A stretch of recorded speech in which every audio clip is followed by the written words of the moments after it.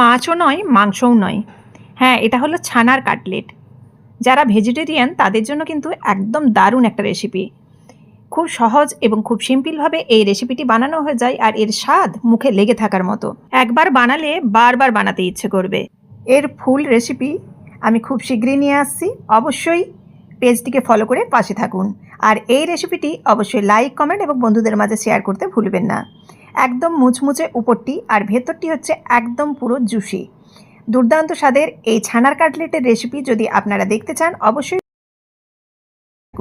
দেখুন একদম golden brown করে ভেজে তুলে নিয়েছি, কিন্তু এর মধ্যে কি মশলা গেছে বা কি দিয়ে বানালাম, এতটা সুস্বাদু কি করে হলো, সবই কিন্তু আপনাদের সাথে অবশ্যই আমি শেয়ার করব। আপনারা আর কি কি রেসিপি দেখতে চান অবশ্যই কমেন্ট বক্সে জানাবেন। আর এরকম ছানার কাটলেট আপনারা যদি আগে বানিয়ে থাকেন তাহলে আপনারা কিভাবে বানান অবশ্যই কিন্তু কমেন্ট বক্সে জানাবেন। দেখা হচ্ছে নতুন রেসিপির সাথে। ধন্যবাদ।